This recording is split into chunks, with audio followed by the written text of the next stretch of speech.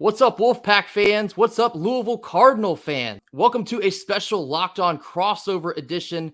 Louisville Cardinals come into Raleigh on Friday night to play the NC State Wolfpack, and we have Dalton Pence here from Locked On Louisville to help us break it down. Fellas, I'm doing good. Appreciate you all for accommodating my hectic work schedule this week and recording a day later than these podcasts usually get recorded for crossovers, but nonetheless, excited to talk about a non-Saturday edition of the Louisville and NC State. I guess I don't want to say rivalry, but in my opinion, I think that this game kind of means more for Louisville fans than just a normal ACC game. So we'll see.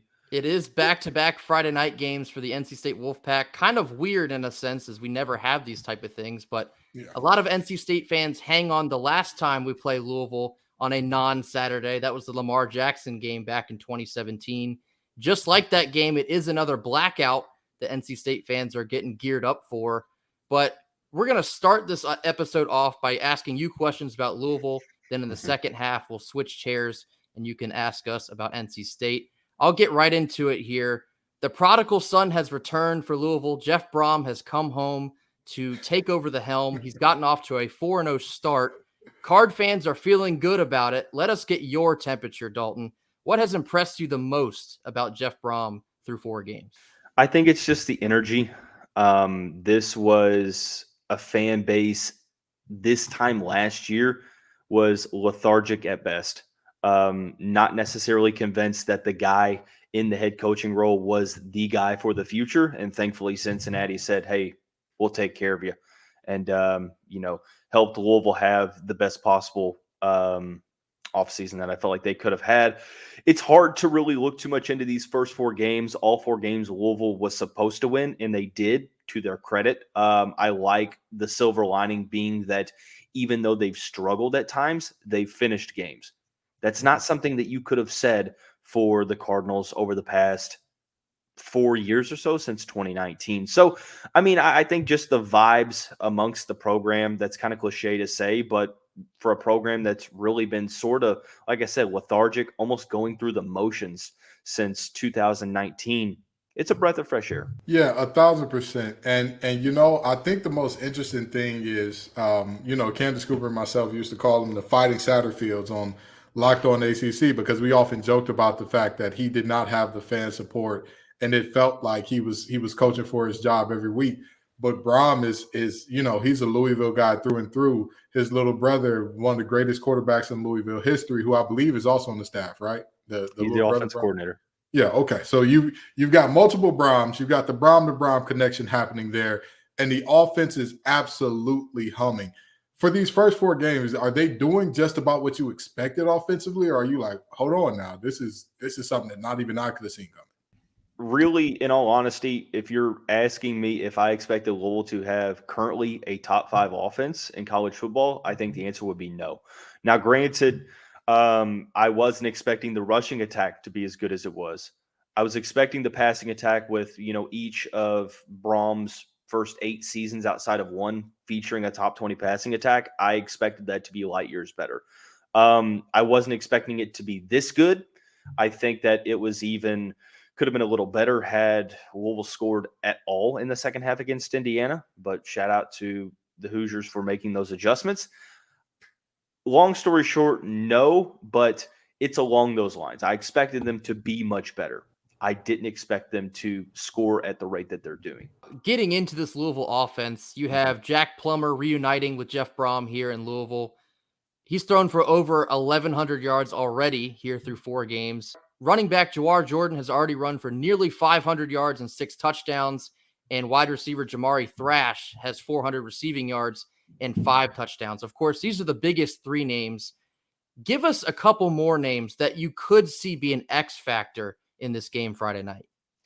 One thing that Brom made a point of early on in the preseason, and he consistently brought this point up, is that Louisville is going to rotate guys in every position on the field, because I feel like that's one thing that they did well, was address the depth. The way that Louisville's rotating 3 running backs the way they are reminds me of the Michael Bush days, if you know that name, back in the early 2000s, where you rotated 3 running backs in Bobby 1.0, which Jeff Brom was the offensive coordinator, or on staff for that team. Personally, for me, I think that knowing the names of the other two running backs, because those guys can have big performances as well. And even if it doesn't look like it in the box score, they can make some big time plays. That's Isaac Garendo, the transfer from Wisconsin, and true sophomore Maurice Turner. Wide receiving core, two names. Kenton, you talked about Amari Huggins-Bruce in a previous episode. Had his breakout game for the season last week against Boston College. I look for them to continue to try to take the top off of defenses, and Amari and Kevin Coleman Jr. play right into that game plan for the Cards. Let me ask you this. In terms of the non-skill position guys, right? The traffic cop, as they call him, Brian Hudson, right? He's got if you ever see Brian Hudson, he's got you were going 57 into 55. There's nothing I can do mustache. But with that being said, what is it? How do you think Louisville's offensive line has kind of bounced back? Because 2 years ago, one of the best offensive lines in the conference. Last year, up and down, kind of all over the place at times.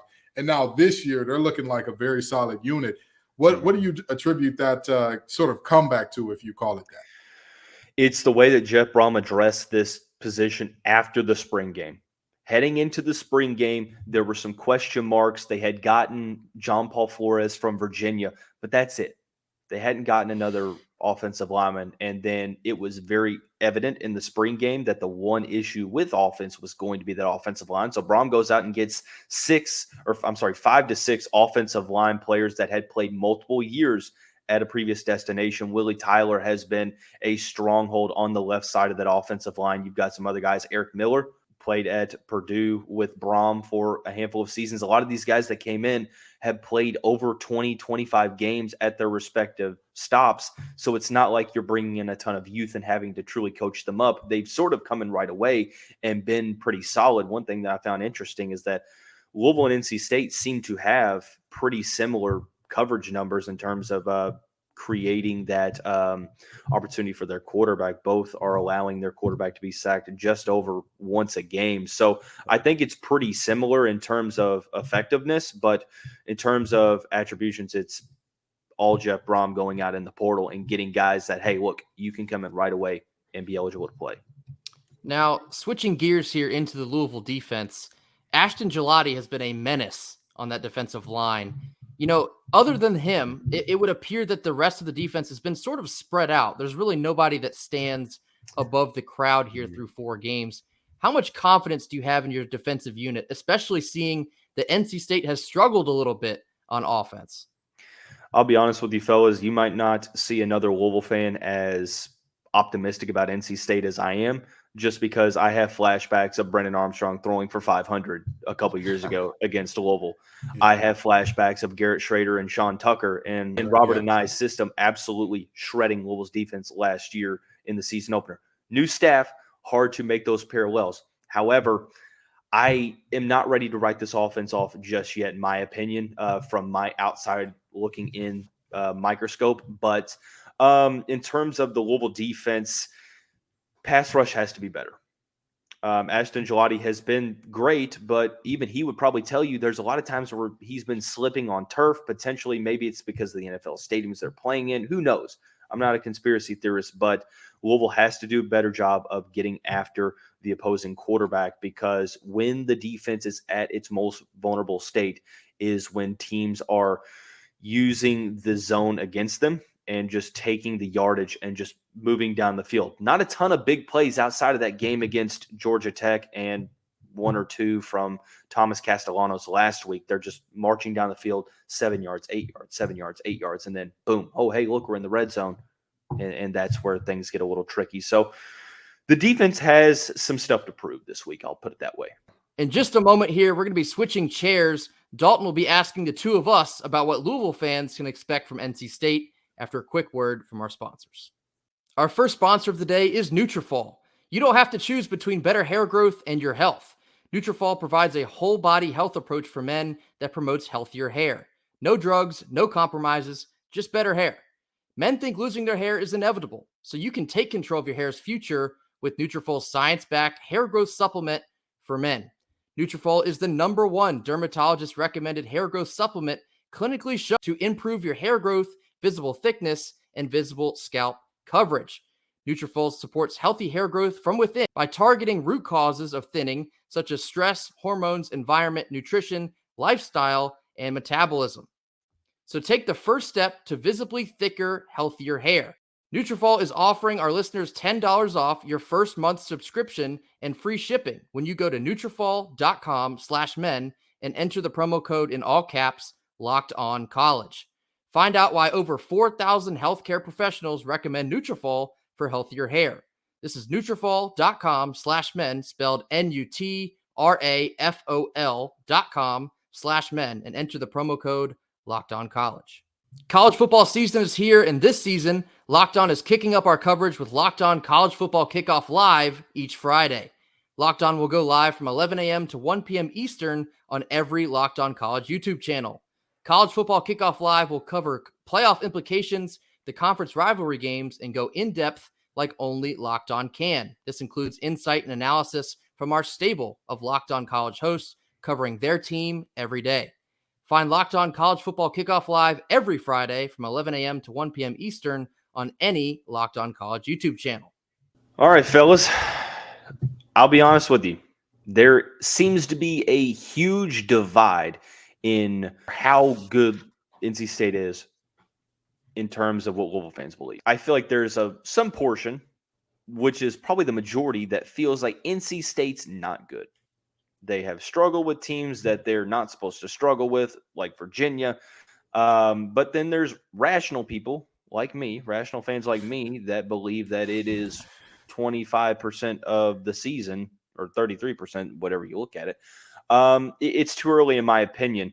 What is sort of the pulse with this team going into week 5? Am I right, or what's your all's thoughts here? Well, depending on how many NC State fans you've talked to, you probably have heard that we stink, we're not any good, it's a rebuild year. The opinions are sort of all over the map.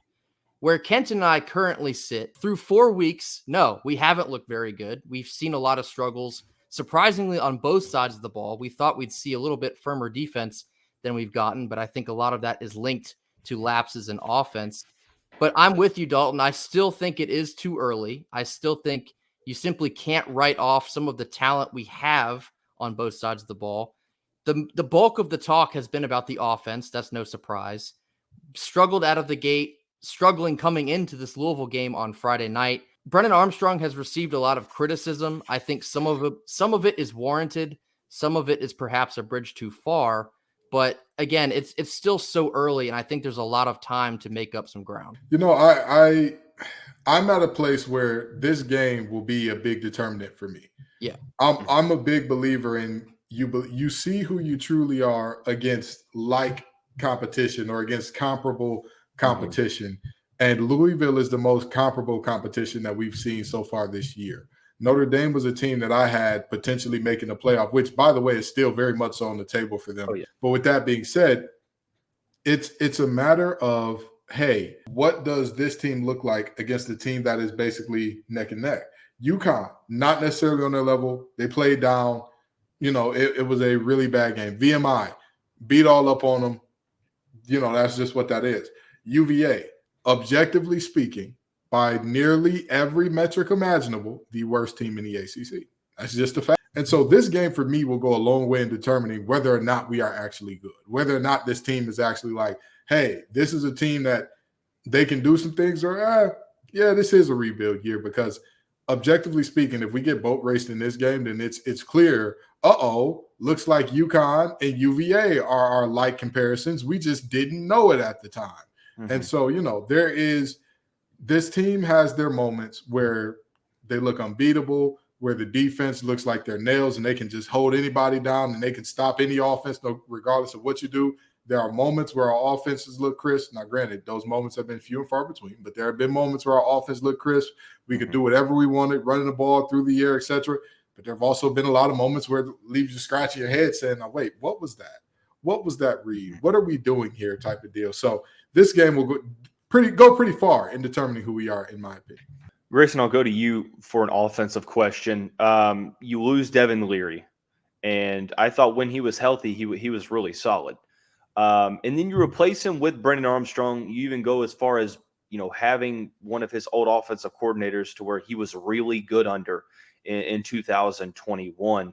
And I guess my question is, looking at what NC State's done, Kenton, you said it, the moments of brilliance offensively have been few and far in between. Why is that? Has it been some sort of issue with scheme, or is it just sort of an execution problem? Honestly, I think it's equal blame almost across the board. I think Brennan Armstrong himself has struggled with execution. He's been kind of all over the place in terms of accuracy at points. I think this is a very young and unproven wide receiving core. Just a lot of pieces that haven't quite gotten to where we have expected them to be. The running back room is another point of contention there. We just had what was our starting running back decide to redshirt, and then he will ultimately transfer. Drop that on us. I believe it was last Thursday. So you lose your starting running back in the middle of a week before your fourth game. Just a lot of young, unproven guys that are still learning. And so I think that's why a lot of folks are starting to see this as a rebuilding year, especially on the offense. I wouldn't say that. I think it's more of a transitional year. There's a lot of wide receivers that need to step up and play better because they haven't so far. But you see a guy like a KC Concepcion coming out party against UVA last week. We're just kind of waiting for it to spark, and it hasn't quite been able to be a consistent spark so far. I gotcha. And Kenton, defensively speaking, if you're a casual, you probably don't know who this guy is, but if you have any sort of pulse on the ACC, you know the name Peyton Wilson. Absolutely. He's a phenomenal player. I was extremely surprised when he decided to announce that he was coming back, and that's a huge boost for the Wolfpack defense. Who are some other names that you feel like your attention is on for this defense to try to get to that next level and get to some of the levels that we've seen from some of Dave Doran's team in the past? I bought Devin Van's stock early. Bought it real early. I got in when it was like 5 cents a share. Business is booming. He's looking like one of the best defenders, not just defensive linemen, but he's looking like one of the best defenders in the ACC. And he's a guy that he has to not be good. He has to dominate if this team is to do anything special. And beyond him, we all know about Aiden White and who he is and how good he is out at corner. But I think that it has to be the corner on the other side. I think that we have to ask ourselves, what can Shaheem Battle do? How can he do in terms of teams know that for the most part, Aiden White is – Gibson's scheme is not going to be that where Aiden White is going to follow around your best receiver. He's going to line up on his side of the field and attempt to shut that down. So what's that going to do? It's going to prompt coaches to say, all right, that kid's going to be playing on Sundays, making a lot of money. And not just like on a roster. He's going to be playing a lot on Sundays. So who else can we attack? And that's where, Shaheem Battle has to show up. And, no pun intended. Actually, no, plenty of pun intended. He has to battle. He has to show up. He has to be great on that other side. So I think that those are our two guys. And one position I would like to see better play from is our Mike linebacker position. Be it if it's Cade Fordham, be it if it's Betty Devon. I need to see better play out of that position if this team is to do what they want to do. Because, we all know about J.R. Jordan and who he is. And he's a guy that if he sees a crease, he's going to show some skill. And so, we need to play gap discipline football. And one of the main things or one of the main places that you need gaps filled, directly up the middle of the field, because that's where you can get downhill the fastest. So, those are the guys that would probably say if NC State wants to win this game, they have to compete and be really good at those spots. Good deal. Well, fellas, that is all my questions. Let's get into some predictions. In just a moment here, we're going to get into our game predictions after another quick word from our sponsors. Our second sponsor of the day is eBay Motors. Passion, drive, and patience, that's what brings home the winning trophy. It's also what keeps your ride or die alive. eBay Motors has everything you need to maintain your vehicle and level it up to peak performance. From superchargers to roof racks, exhaust kits, LED headlights, and more, whether you're into speed, power, or style, eBay Motors has got you covered. With over 122 million parts for your number one ride or die, you'll always find exactly what you're looking for. And with eBay's Guaranteed Fit, your part is guaranteed to fit your ride every time or your money back. That's because with eBay Motors, you're burning rubber and not cash. With all the parts you need at the prices you want, it's easy to turn your car into the MVP and bring home that win. Keep your ride or die alive at ebay.com/motors. eBay's Guaranteed Fit is only available to U.S. customers. Eligible items only. Exclusions apply. All right, rounding out this special crossover episode, we're going to get into our final game predictions here. Dalton, we'll start with you, but we're going to ask you about NC State. What does NC State need to do to knock off Louisville on Friday night? I think simply, well, actually, it's not simple. I think getting after Jack Plummer, forcing him to be uncomfortable. This is the first true road game of the season for the Cardinals, as you all have mentioned on your show, that is not at an NFL stadium, and it's on a Friday night, which can contribute to the atmosphere. So personally, like I said, getting after the quarterback is the main thing for NC State. You could also, I guess, I mean, you could say making sure that you contain the receivers to where they don't take the top off the defense or get behind the defensive backs. You could say limiting Jawar Jordan, but I think that the most critical thing that if you get after Jack Plummer, I think that that's where, sort of the main area of trickle-down effect comes into play when you're talking about offensively speaking for NC State, flipping that around. It's simply moving the ball down the field and scoring points. I think that Louisville's going to score points. They have shown that they can do that in every game this season. I think that they're going to do that again this week. How much? Well, that is to be determined. But I think that for NC State to win this game, they can't have, offensive performances like they've had, for the most part against UConn and Virginia as well. Flipping the script, I liked that that prompt that you all do for the crossover pods, kind of flipping the argument around. What about Louisville? For Louisville to get to 5-0 with a win on Friday evening, what's going to have to go right for the Cardinals? I think the Cardinals have to find a way to be dominant up front.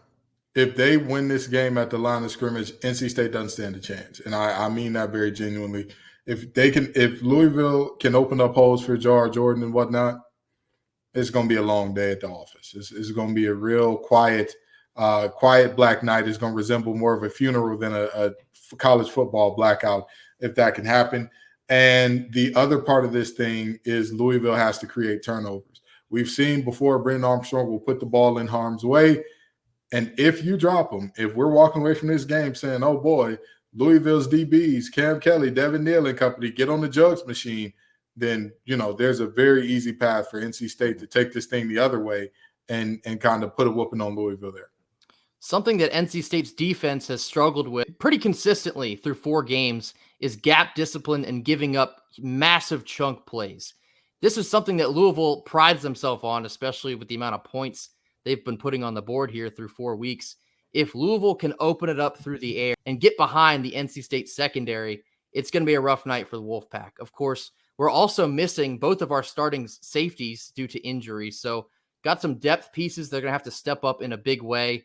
But ultimately for the Cardinals, if their stars are their stars, I think they can handle us pretty simply. Jawar Jordan, if he's able to get 100 plus on the ground, if NC State is not able to corral him, at least, I'm not so sure that NC State's going to be able to win a shootout. I guess I'll put it that way. So if Louisville comes out and their stars are their stars and they're not turning the ball over, because that's a massive piece for this NC State defense to be able to compete. If we cannot turn over Jack Plummer, then I'm not sure that NC State will be able to walk away with this one. Now let's get into the numbers, our final game predictions. Dalton, we'll have you go first. Final score, what do you have? I'm going Louisville 31, NC State 28. I have seen a lot of Louisville fans predict that it is going to be a 20-point victory. Stop it. Pull the Michael Jordan clip. Stop it. Personally, I think that this is going to be a lot closer than what people think. I think it's going to be very close to what the spread is. I could see this being a late field goal win for Louisville, an instance to where maybe they're up by double digits, but NC State makes it a close game in the fourth quarter. There's a lot of different ways you can get to that score. I'd be surprised if it was anything more than a touchdown. Okay. Kenton, you go next, then I'll go last. Yeah, I believe we said this yesterday on Locked on Wolfpack, 35-27. NC State finally scores over 27 points, but Louisville, that offense is just too much. I feel like we've seen it too many times this year. There was even a play against VMI where it's like, if that back is faster, he's going to bang his head on the goalpost. And it's hard for me to believe. I know that they believe in the 3-back system in Louisville, but at some point in time, you've got to choke down on that rotation a little bit and say, hey, this is our guy. And I think that they figured that out in this game a little bit, and that's a thing that happens there. I will say this. That 27-35 is not I don't see a world where NC State could win this thing, because I haven't seen Jack Plummer under duress performing at a level where I'm like, hey, if we can get home a good amount, there could be some problem. There could definitely be some problems for Louisville. So I'm going to sound like a little bit of a homer here, and that's okay, but it's hard for me to pick against NC State where they're in a game where I feel like they truly can win. I think for Louisville, they are the best offense so far in the ACC, and that is a force to be reckoned with. But I like Tony Gibson with his back up against the wall. I like this defense feeling doubted coming into a home game, especially in a blackout environment. This is going to be Louisville's first true road test, as they've had some neutral site games so far. I'm going to take NC State in a close one. I think they're going to be able to conjure up just enough offense, but I do think some of this offense is going to be led in from some effective defense. A couple turnovers, getting to Jack Plummer, stifling the Louisville offensive rhythm, but I have NC State 30-27. That will do it for us here in the special crossover episode. For Kenton Gibbs and myself, we thank Dalton Pence for joining us over at Locked On Louisville. Looking forward to a great game this Friday evening, 7 p.m. in Carter-Finley. The current line is Louisville 3.5 favorites. Looking forward to a good. Thanks for joining us, Dalton. Of course. Thanks for having me on.